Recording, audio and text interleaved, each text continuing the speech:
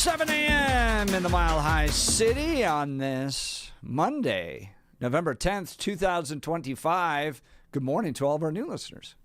There's a new show across town. Yeah, good morning. Welcome to the Jeff and Bill Show. Yes. People trying out new shows. Yeah, putting on a new pair of shoes, see how it works. Yeah, glad to have you with us. Yeah, it's really nice, and it's nice that they're replicating the model we have here over the other place, kind of a thing. Two people talking. Yeah, but Bill, we're not the first, but still. Bill, we can never replicate you. Everybody knows that. You're once in a lifetime, Mr. Thorpe. And my parents are so happy. They're like, we could not deal with another one of these. They were so happy when my brother was wired differently. They're like, oh, God, what have we got ourselves into? That was 9 months of stress. And we can't handle another one. We can't handle another one. Yeah. Yeah. They're lucky. He's much more normal. Yes, much more normal. That wasn't jumping off the roof or nothing. So, welcome to everybody listening to the Jeff and Bill Show, News Talk 710 KNUS. Billy and I debate everything over here and have found a way not to wring each other's necks, even though we get sometimes rather heated. Absolutely. Yeah. But glad to have you. But more importantly, this isn't just a Jeff and Bill debate show. It is a Jeff, Bill, and you debate show. Yes, you're so important. Right, left, center, give us a call. Join the conversation, 303-696-1971, 303-696-1971. Text us on the Dan Capitalist Law text line, 720-819-5115. Jacqueline, that darn intro song was in my head all weekend long. I know, mine too. I was cleaning. It was a deep clean weekend around the house, so helping my wife and I were doing some deep cleaning, just getting at stuff because we got 6 people in the house, and you just need to do this every so often. We do about every 6 weeks or so, and yeah, I'm sitting there cleaning. And I'm like, making up with Jeff. I'm like, oh, seriously? Yeah, that was the theme song. I'm like, oh, great. That's earworm candy. It's fantastic. Glad to have you joining us. Wow, lots to talk about today. It looks like we might be closer to ending the government shutdown. 8 Senate Democrats crossing the aisle to negotiate a deal. And boy, is blue sky fun this morning. The other part is this. We got to rope this one in. Is how pissed is Schumer this morning, too? We haven't talked about this because these people did an end run around him. Wow. And these aren't just some of the fringe Democrats out there that live in purple states. Dick Durbin. Yeah, this is a big deal. Number 2. Yeah, this is a big deal. There are some names on this list of the Dems that want to cross the line. Tim Kaine, another one? Woo, yeah, you remember Tim, vice presidency, type of thing. So, yeah. So, it's interesting. Very, very interesting as far as those. For me, it shows how ineffective Schumer is as a leader. Because, and here's the reason, I'm not a fan of Nancy Pelosi, but you better believe me that there would have been no Democrats coming out doing this around Nancy's back. No. That would not happen. But again, Chuck is, mostly harmless. What's interesting to me is that this isn't seen as a way to move forward. Like the Democrat base out there isn't going, we were the ones. Yeah. That said, all right, the starving children, the unpaid flights. Yeah, the air traffic controllers and all your stuff. Yeah, sorry, and all the other government employees. Oh, yeah. Air traffic controllers. Yes, and all the other government workers and all the other stuff. You don't see us going, you know what? We're willing to put aside our petty differences for the best of this country and to move this country. No, you're like getting a wild response from Democrats. It's like, you betrayed us. Listen to some of this. This is Blue Sky. Yeah, please. This morning. This deal to open up the government is effing disgraceful. Tens of millions will lose their health care. Trump will be emboldened. This is exactly what's wrong with Democrat Party leadership and why we need more people in Congress who will actually hold the line. Some lady named Kat. She's not happy. Scrolling down, here's another one. This is a guy named Max. 5,000 likes on Blue Sky. The reason people think the Democrat Party doesn't actually stand for anything is because it doesn't. Here's another one. Wait, hang on here. So, dude spent his time and put his thingies together, the keyboard, to is when people say they don't think the Democrat Party stands for something, they don't. That's your insight. Thank you. I just that's your critique. Okay. This is why I can't do the social media like that. Well, it's not just blue sky. Here we Just go. can't. Heroin Barbie, Representative Brittany Pedersen. This is not a deal.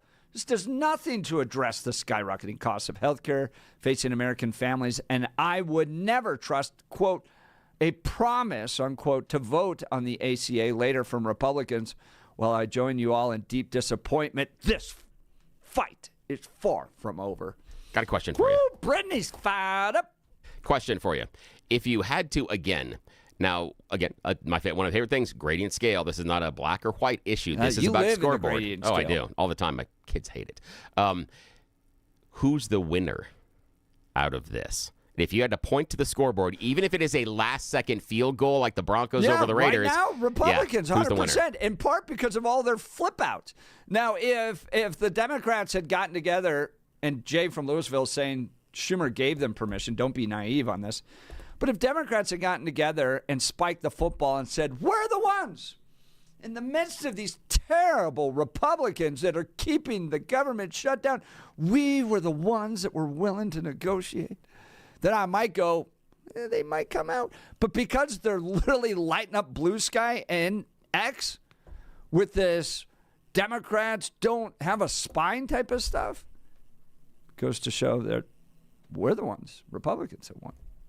Yeah, for me, I would say that yes, as the scoreboard, this is a last-second field goal by the Republicans. Or, better yet, this is the Democrats dropping the ball in their own end zone and allowing the Republicans to get a safety on them because they got very little of anything.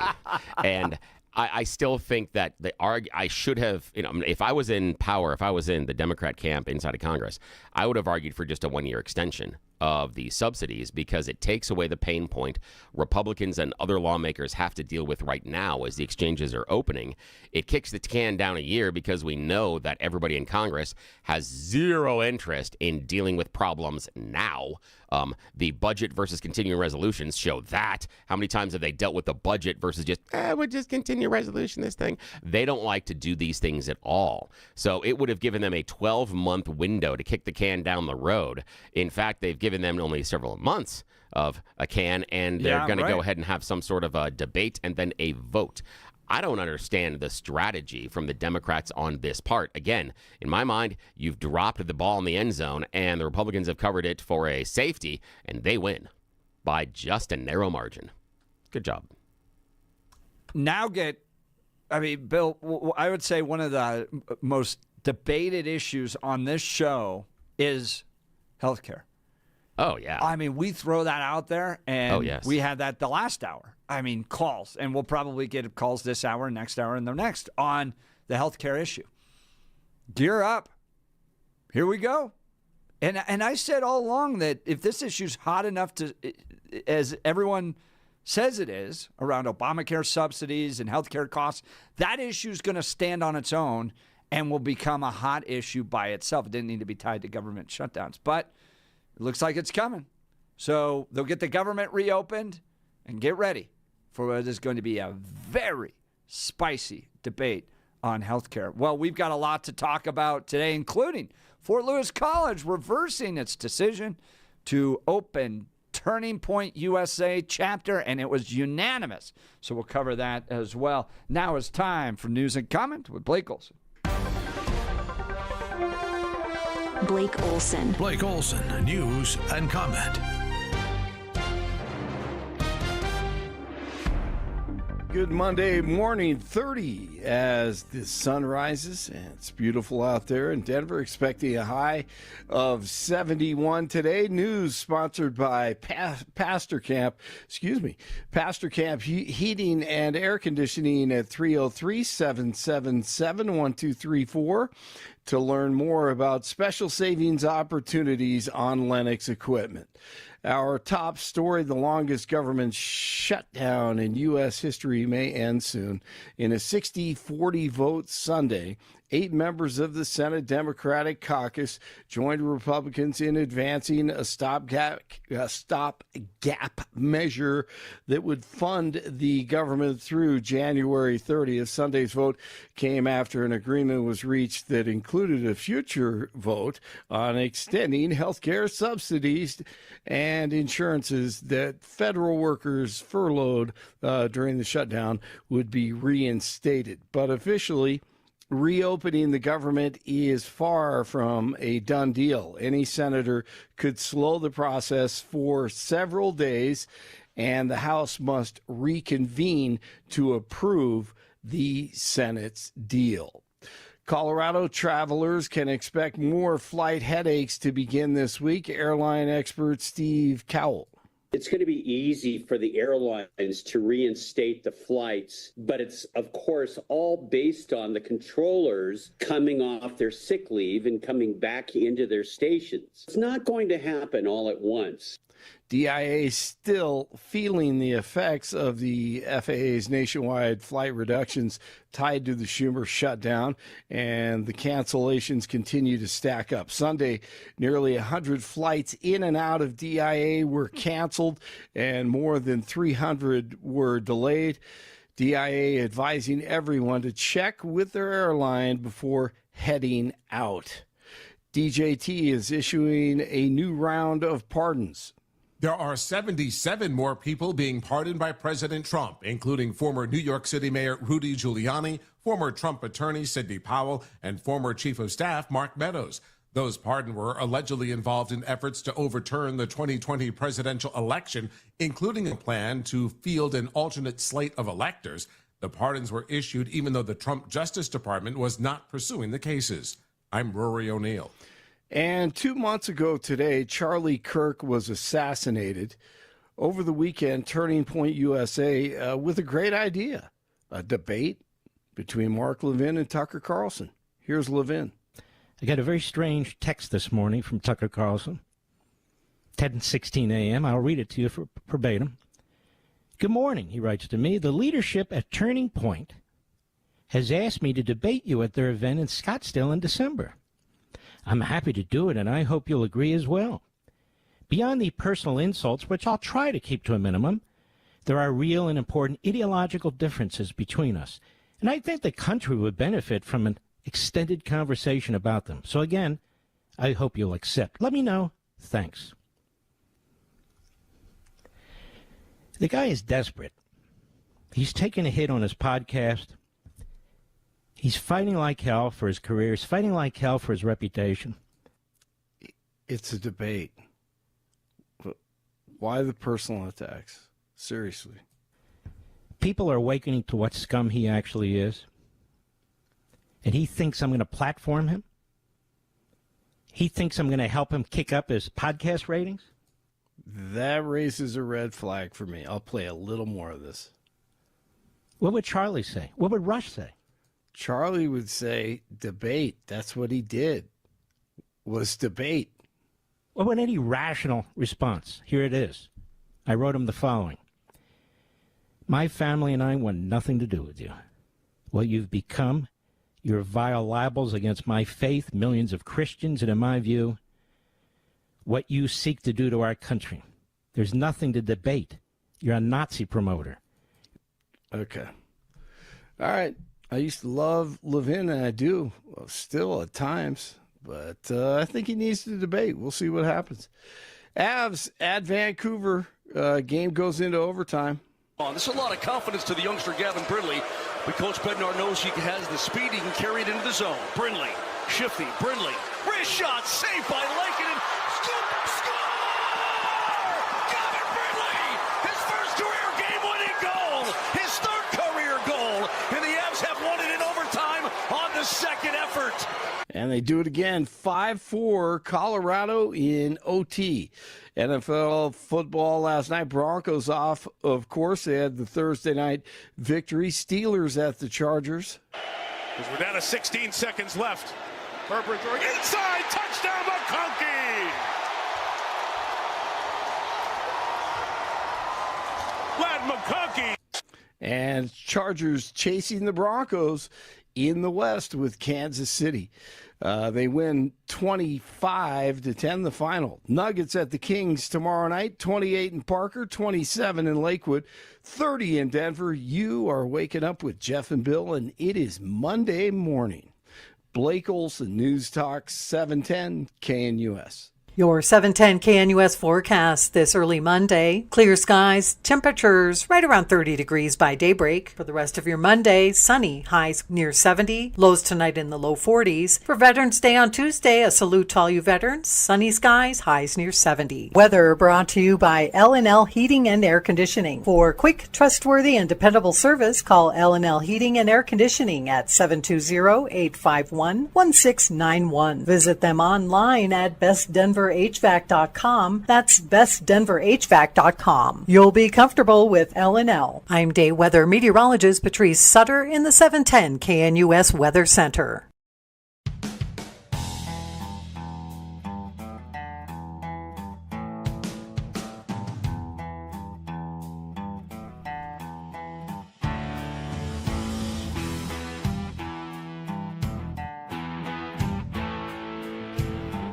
Welcome back to the Jeff and Bill Show. We're getting closer to ending the shutdown, and Democrats are not happy. Here's Phil Weiser. It's hard to believe that a cohort of Senate Democrats are willing to take on empty promises and risk millions of people losing access to health care. By the way, welcome to handing things to the government. Yes, millions can lose it during a political debate. We need Democrats who can stand their ground and fight for what we believe in, and we need a Congress that can get serious. By the way, it's kind of fascinating that in Colorado, you can just fight the president as much as you want. Just whatever the president does, take the opposite side, and you'll be rewarded electorally. That's where we are. That's why I think Phil Weiser's in a position to win right now, this primary, and become the next Democrat nominee for governor. Because this is like our voter base. I got a comment over the weekend on my X account where people were like, Jeff, do you have the cojones? This is a real comment, by the way. Do you have the cojones to come out here and fight for election integrity and against the rigging of the elections in Colorado? And I thought to myself, look, I spend more time. I'm probably the Republican that talks to Democrats more than any other Republican in the state. Not only on the show do they call 4 hours a day, and we have those conversations. I actually go down to the rallies and interview them. I think I talk to Democrats more than any other Republican in the entire state. And I believe that a majority of the voters in Colorado, a pretty sizable, strong majority of voters in Colorado, are very progressive. Borderline socialists. They showed up in mass for Bernie Sanders rally. So I think they fit right into the Phil Weiser worldview. Fight the president. Fight, fight, fight. On everything. Donald Trump says the sky is blue. No, the sky is green. And they'll go out there and voters will clap them. And Phil Weiser, there's no electoral consequence to just being completely opposed to what President Trump does in Colorado at this point. So he's not happy. So what happened? Well, New York Times not even happy on this, but it's one of their headlines. Democrats' unity crumbled as the shutdown dragged on. Shutdown, while not over yet, they write, Sunday's 60-40 vote cleared the way for the Senate to formally debate the spending measure before a final vote. If the Senate approves it, the package still must be passed by the House, which has been on an extended recess and has not yet scheduled a return date, and signed by President Trump. Still, the deal that senators reached on Sunday night reflected important lessons for both parties from the shutdown fight and is likely to have far-reaching policy and political implications long after the government grinds back to life. For 40 days, Senator Chuck Schumer of New York, the minority leader, kept his Democrat caucus unified as a government shutdown stretched into record-breaking territory. But that discipline couldn't hold forever, and it broke without Democrats achieving what they insisted was their chief demand in the fight, the extension of health insurance subsidies that are scheduled to expire at the end of the year. The group of moderate senators who broke from their party said they could no longer hold out on a deal while Americans suffered the consequences of a shuttered government. And they cited a commitment from Senator John Thune of South Dakota that the Republican leader that they would at least receive a vote on the tax credits sometime in December. Now, blue sky Democrats, not happy, indivisible. Posting on Blue Sky, we cannot afford a divided and weak opposition party when an authoritarian is invading our cities, terrorizing our communities, and corruptly self-enriching at the expense of the rest of us. We want to celebrate a Democrat party that fights back. But after this latest surrender, the next step is primaries and new leadership. We get the party we demand, and we intend to demand one that fights. So, Bill, question to you. Yeah. Mondami wins just, what was it, 5 days ago? Yeah. 6 days ago on Fight Donald Trump. Democrats in Denver and Colorado fight Donald Trump. And you get a coalition of 8 out of the Senate Democrats that are willing to negotiate to try to open the government. What is going to happen to the Democrat Party? I don't know. We'll have to see. Because I don't think this necessarily convinces those people that want to fight Donald Trump to stay home. So I'm not certain of what the negativity is. And while I understand the idea of Mamdani, again, it's the mayor of New York. Granted, one of the 2 largest cities in the U.S. and major center of capitalism. But again, he's a mayor, not a governor or anything else. And the other governors that won didn't run on a fight Donald Trump, got to fight Donald Trump type of a message. That seems to work. It seems to work. Yeah. So it seems to work here. And I think it will help Phil Weiser. And that's probably why strategically he has been focused in the area in which he has over the past 4 years, being more concerned about what's happening out of Washington than being concerned about here, in my mind, as far as crime. So I think that he was always playing for the governor's mansion. What I'm curious about, and I understand because the person we had in the last hour said, well, Schumer obviously said this was okay. They had a text message or something that responded to that. But Schumer says he's a no on this. So if he did say he was okay with them negotiating some sort of then why is he a no? Unless that's the reason, is that we think Schumer gave the other Democrats the blessing to go and negotiate a deal that he then was going to vote against.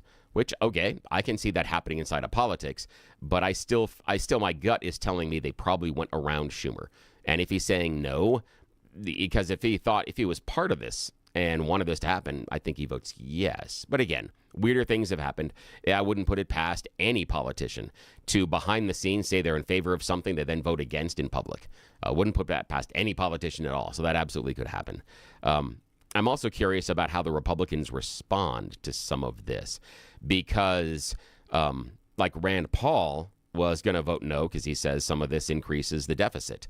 Are some of those deficit hawks in the House going to be as strong? The Chip Roys, are they going to be there? The Thomas Masseys, are they going to be there and talk about debt and deficit? And are they going to be a problem passing this on the other end? So I'm real curious about that. And I'm wondering if that is part of the Democrat playbook, is that they don't think the Republicans will fall in line on this deal.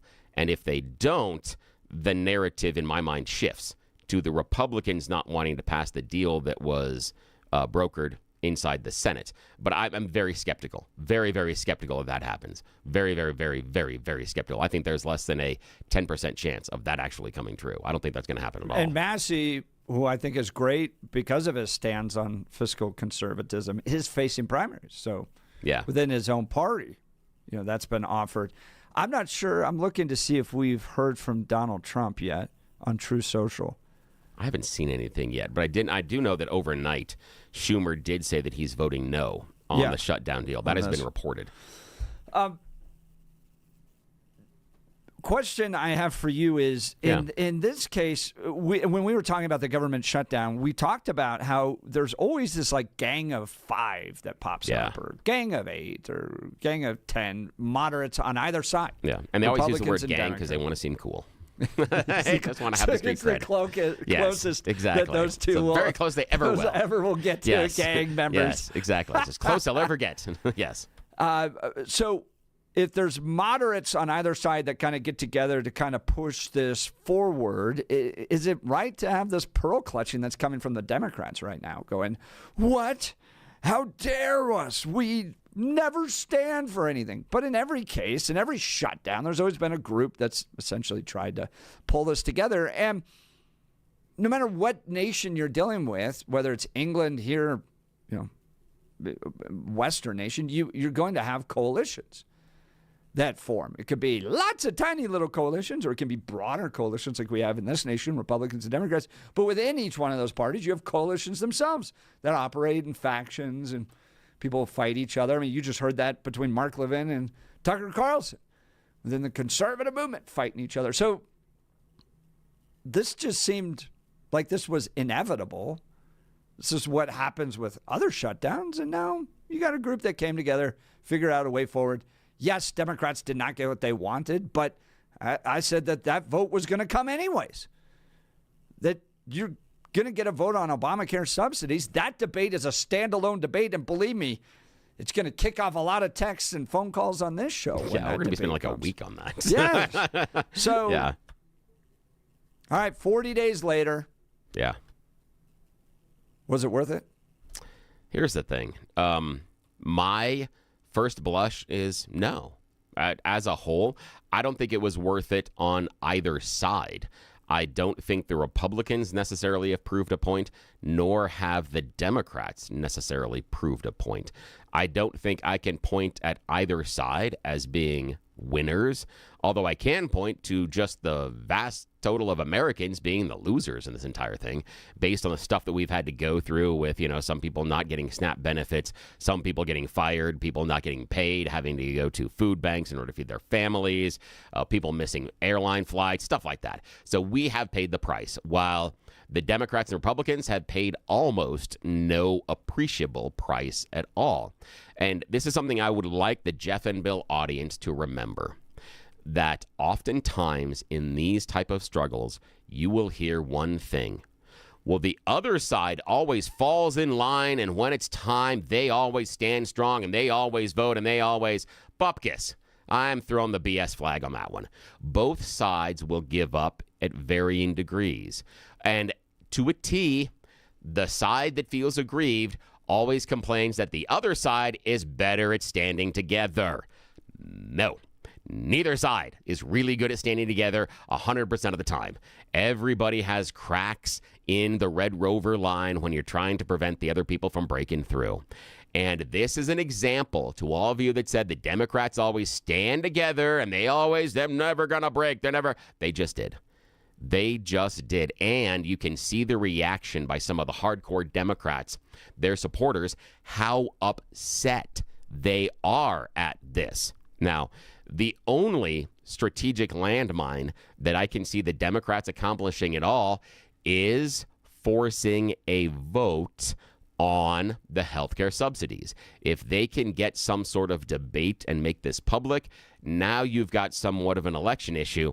But I don't, the Republicans, in theory, depending on how this is written, could come out and say, oh, yeah, we're going to go right to we're not going to have any debate. We're going to go right to the vote, or we're going to push off the vote, or depends on how this thing is written. So I don't think the Democrats have gained a heck of a lot. But then again, you could ask the Republicans, was it worth waiting 40 days to just agree to have a vote on the Affordable Care Act subsidies? For all the time you ran around for 40 days going, clean resolution, why don't they vote on the clean resolution? And you could have stopped this by just agreeing on a vote for the ACA subsidies. You suck too. You also have a little bit of responsibility in this. If this is all you had to do to avoid people from missing their flights, to avoid people from having to go to food banks and worry about where their SNAP benefits are, then you should have done this earlier. Both sides. Neither one of you wanted to compromise on this. And when you finally had to compromise, look at the weak compromise you got. This is about the weakest thing either side could have agreed to, and it took them 40 days. But do you think it's weak? I think the Republicans pretty much are going to get everything they want, because here's how it's going to play out. They're going to get the government open, and they're going to reject additional subsidies for Obamacare. Yeah. That'll be the vote. Hang on. Now, we're going to go through a lot of debate around it, but the vote's going to be against that. Why couldn't they have done that 30 days ago? What do you mean? Why couldn't they have just agreed and voted on that 30 days ago along with the Democrats? That's part of it. Because, again, we heard for weeks. But the Democrats were tying they wanted additional subsidies. I know, but also the Republicans were like, clean resolution, we're not doing anything without a clean resolution. Nope, just vote to open the government and then clean resolution, then we'll talk about it later. They could have wrapped in this guarantee of a debate, et cetera, early on. My understanding is, I think they were talking about it, but I didn't see anything in a formal proposal, and I could be wrong about that, and that's fair. Yeah. But that's the issue, is this could have been something. We will make this vote on such and such. We will make this on such and such. And so that's all I'm looking at, is if this is all that it took, then why were we dancing around going, well, you have to pass the clean resolution first, If this is where we eventually ended up, why did it take 40 days? That's what I can't figure out. I mean, again, I think the Democrats for this poor deal hold much more responsibility than the Republicans do. But the Republicans, in my mind, hold a share of the responsibility, because if this is all it took, then why did so many Americans have to face so many difficulties for weeks if this is what we could get to? I think they offered that promise early on. The only addition that Democrats got was some back pay and to the federal employees, and a guarantee that some of them won't be fired. So, all right. Well, join the conversation. We'd love to hear from you. 303-696-1971. Text us on the Dan Caplis Law text line at 720-819-5115. Let's talk advanced hair restoration. Guys, if you're losing your hair and desire to have it back, then Advanced Hair Restoration has the easiest guaranteed solution. Their simple one-day treatment offers life-changing results. I've seen it with my own eyes. It's not magic, but close to it. They put hair where you need it the most, and bam, it grows. It's actually science. Advanced Hair has it all. Top-rated Dr. Tanya Paul's modern technology, and best of all, you get your own natural hair that begins regrowing the very next day. Advanced Hair even guarantees it will grow for life. So schedule your free consultation now, 720-459-HAIR. If you qualify, you'll get $250 off and 250 free hair grafts. Advanced Hair is the winner of Westward's Best of Denver and has changed the lives of tens of thousands of people. So don't wait. Check out their before and afters online for yourself at 720-459-HAIR, 720-459-HAIR, or advancedhair.com. advancedhair.com. We'll continue with your phone calls and text. It looks like we might be getting closer to the end of the government shutdown. Do you appreciate some Democrats coming over to negotiate the end of this? Or is this an abdication of the Democrats' responsibility, abandoning their voters, and they should be thrown out? You're listening to The Jeff and Bill Show. This is Denver's Talk Leader, News Talk 710, KNUS.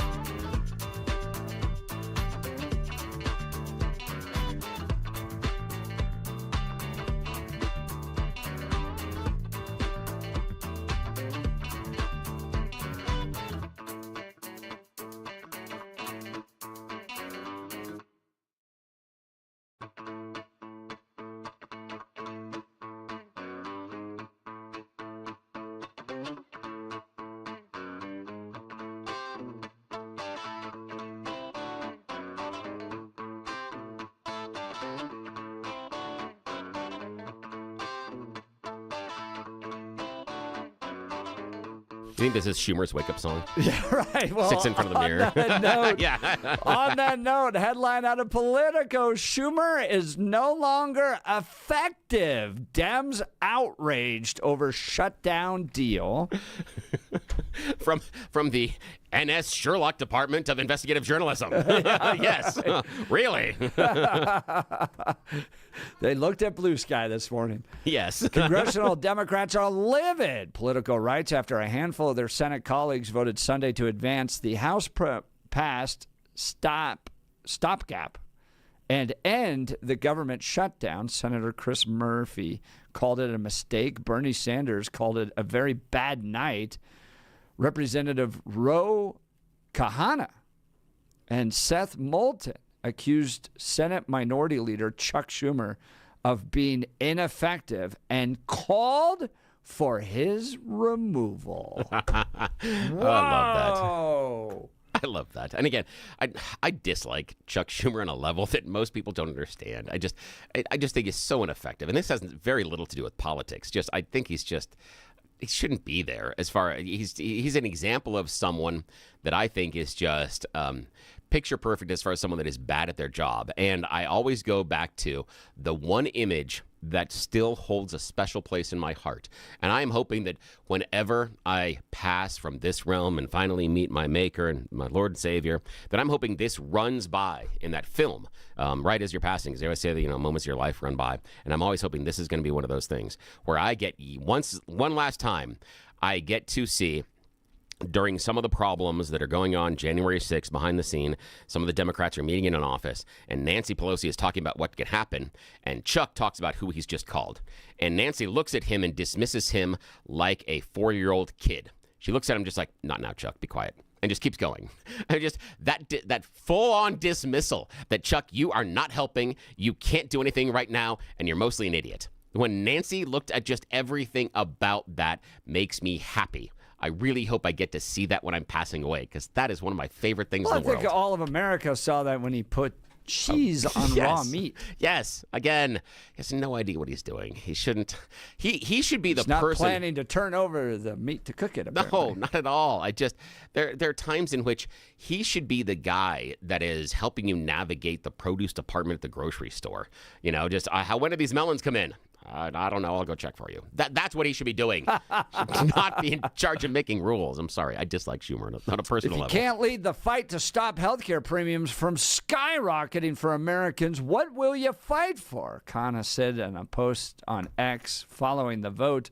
On the flip side, Joan from Lakewood texted in, I'm proud of Senator Thune for standing strong. I'm glad that they are shutting this down before Thanksgiving, shutting down the shutdown. Before Thanksgiving, I can tell you that my nephew decided to drive from Utah for Thanksgiving over flying. This shutdown really hurt the flying industry. How much do you think that played into the Democrats wanting to come to the table? Exactly what I was going to ask you about that, too. Yeah, what do you think? On a scale of 1 to 10, where would you rank it? 1 being not at all, 10 being we got to do this by today or things are going to go sideways. Where would you rank it? It was going to grow. Right? Yeah, so absolutely. My wife was traveling with my daughter doing the college visits over the weekend. That's right. And so questions were, she's having to check the phone. Is the flight going to get back? That type of stuff. So it was definitely affecting families. But as it got closer to Thanksgiving, that pressure was going to build. Because look, Mr. Thorpe, what is it? A good 50, 60% of people didn't even vote in this last election on Tuesday. Absolutely. Yeah. So a majority of Americans, a majority of Coloradans, aren't interested in the political stuff. You canceled their Thanksgiving plans. Now they're interested. And that was going to weigh in on this. So I think that was going to be effective. I think the federal employees not getting paid affected Democrats more than Republicans because I think percentage-wise, they tend to skew Democrat. And so Republicans, while going, and I had friends that weren't getting paychecks on this going, gosh, it's terrible that you're not getting paid. Now, I'm not talking about the troops, but other federal employees. I think that they were probably hearing from their constituents more. So, the pay, the flights, SNAP benefits, it was all starting to build. Yeah, I and think if flights those were a were problem. moderate Democrats, not all of them, but some of them, then they were probably feeling the pressure more than Michael Bennett and John Hickenlooper were. Oh, absolutely. And shout out to caller who didn't want to go on the air but offered us a joke that said, where is the most dangerous place to stand in Washington, D.C.? Between Chuck Schumer and a camera. I was like, that's good. I was going to say Chuck's gonna behind push it Chuck away. Schumer because they may stab him right in the back Well, right actually, now. They'll stab you in the back and get to the camera. So, Yeah, yeah, right. that's the thing. I like that. Yeah, they'll try to get to that one. I think the pressure was rising, in part because of the, as long as you're inconveniencing people. And I do lament with you the lack of participation in our elections. But part of the problem is I think the voter looks at their average life, and regardless of the people in power, nothing seems to get better.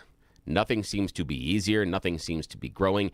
Their functionality of them putting food on the table and them keeping their job and raising their kids and worried about their kids' future, almost none of that is impacted week in and week out based on our lawmakers. And I think you and I could point to a number of things, both locally and nationally. One of those being something that you and I went round and round and round about here in the Colorado legislature, and that would be some of the transgender rights bill and some of those things. And that was a huge deal inside of Colorado, but for the average voter, did it change or better their position in their life? And I think that's part of the question. There are family members and there are members of the community that absolutely were impacted by that debate and some of the changes in the laws. But I think that's where a lot of the average voters are. Even people that have members, the LGBTQ community in their family, can be happy about, hey, this member of my family has, some added protections or has something else, but it doesn't mean it's easier for me to, buy the stuff I need at the grocery store. Interesting, though, Peter Thiel, in an interview in the Free Press over the weekend, says the opposite, that a low turnout is the sign of a healthy society because people aren't rushing to the polls in order to try to change things. Fascinating. Well, we'd love to hear from you. You can hear the phone lines are ringing 303-696-1971. Text us on the Dan Caplis Law text line 720-819-5115. You're listening to the Jeff and Bill Show. This is Denver's Talk Leader, News Talk 710, KNUS.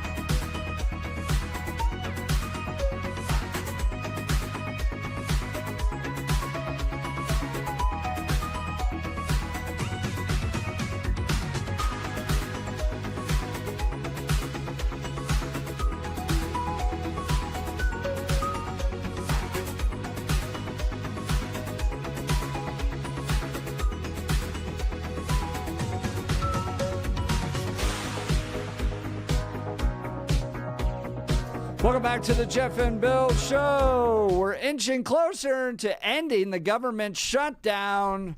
The Democratic base furious that 8 Democrats came over to negotiate with Republicans a deal to reopen the government that will bring a promised vote on the ACA, Obamacare subsidies, as well as some other aspects of back pay for federal employees, things like that. But the base furious this morning. Let's go to the phone lines. Joe Arvada.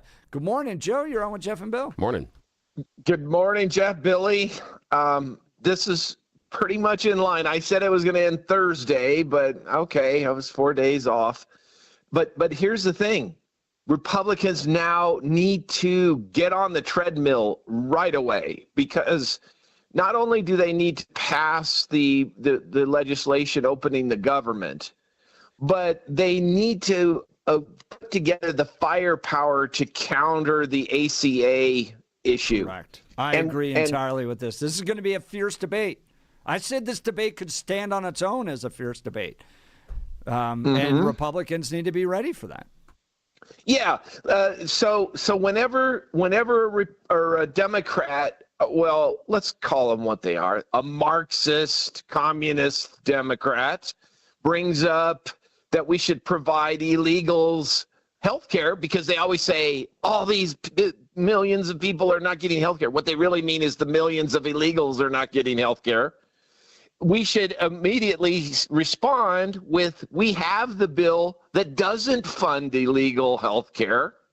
We have the bill ready that is a responsible stopgap between now and next year, because we're not going to pass a revamped, complete health care bill, because you Marxist, communist Democrats will not vote for it. But here's our proposition. We will pass a stopgap to make it to the next Congress, and let's have the people decide whether they want to pay for your Marxist, communist, Democrat, illegal health care and fund the entire world with health care and completely bankrupt the United States. That's an interesting take, Joe. That's an interesting take. I appreciate it. Yeah. Oh, go ahead. No, do you have a response? The thing is, well, there's more parts to this. For one, we have to get back to funding regular order.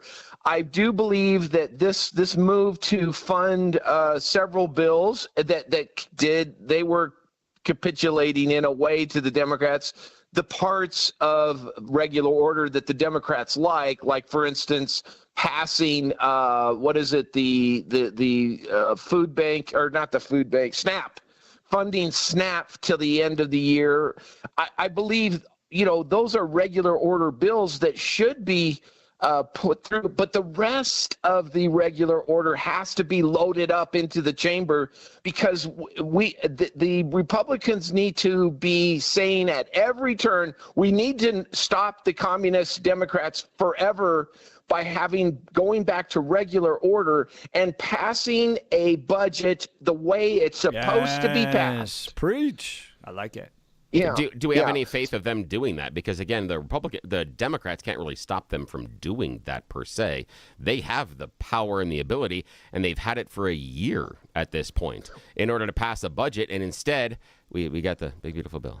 So, I believe that President Trump was on to something when he said end the filibuster. I don't think that was the wisest move, but I do think the idea that we need to have our ammo ready when we go to reconciliation every year and pass the regular order budget by a 51-49 Senate majority, then we can pass these. We got to go, Joe. I'm sorry. Up against the break. Sorry. We'll be back. This is KNUS.